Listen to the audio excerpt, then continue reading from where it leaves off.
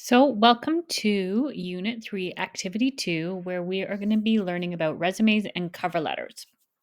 So, some of you maybe already have done a resume and cover letter in your past, but make sure when you're looking through this lesson, you're paying attention to what we asked for so that you can update them if you already have something like that.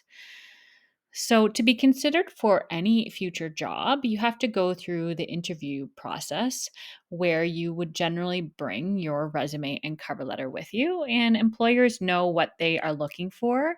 And you want to make sure that you're presenting the best side of yourself whenever you go to any interview.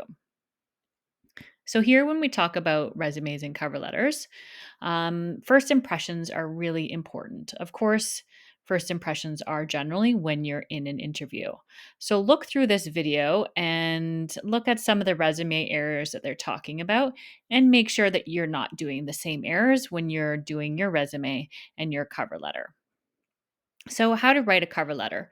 Generally, when employers are looking for a cover letter, they're looking for similar things from each candidate, but you want to make sure you're standing out. So, you're going to have a very similar resume and cover letter. In the resume and the cover letter, you probably want to have the same type of heading, which would be the information about yourself. So here is example cover letter. And as you can see here, the person has included their own address, a date, and the address of the person they're sending the cover letter to. And as well, they have a salutation and they've included certain paragraphs about themselves and the job they're interested in and their experience, as well as sincerely, which you should have your name at the end. So it's important here that you look through the deconstruction of a cover letter. So click on each one of these and make sure you're noticing, for instance, how is the salutation written? So we have a dear, or you could write to whom it may concern if you don't have a certain name. Again, in the topic, the first paragraph, they are talking about the job they're applying for and why they're good at that job, why they will be good for that job. In the second paragraph, you're going to be talking about your experience and you're going to use any transferable skills you have. In the third paragraph, you're going to talk about your education and your related skills. And then finally, your complimentary closing, which here they have sincerely and they've signed their name as well as typed it. A resume is a written outline of your work related skills, your education, and your experience. And you're going to submit that to an employer, of course, before any job. And there's always certain things that future employers look for in a resume.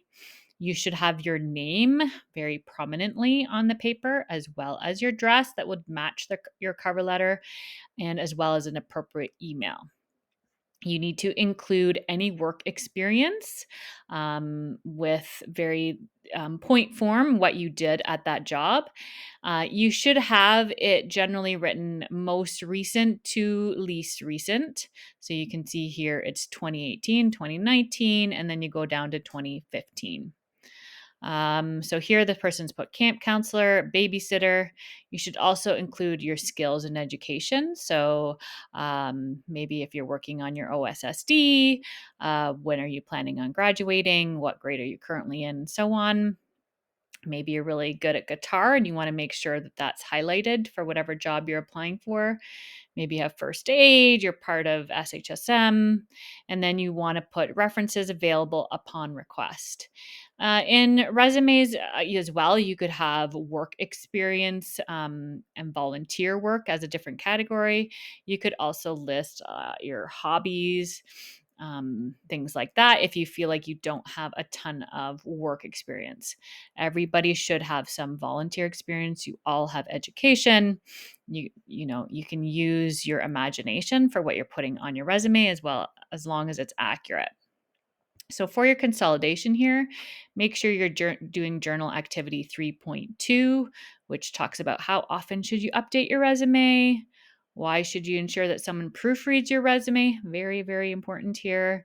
Why is it important to be honest? What's the most difficult part of creating it? and save that to your journals. And then for your portfolio, you're going to look at applying to 3 different jobs. So you have the choice of a YMCA summer camp counselor, you have a choice for applying for a landscaper, or a choice for applying for electrical apprentice.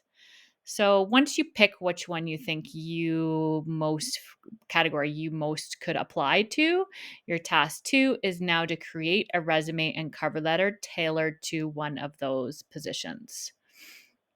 Once you've created a resume and cover letter, upload it and save it to the portfolio item 3.2 resume and cover letter. And you're going to be coming back to this in the next activity.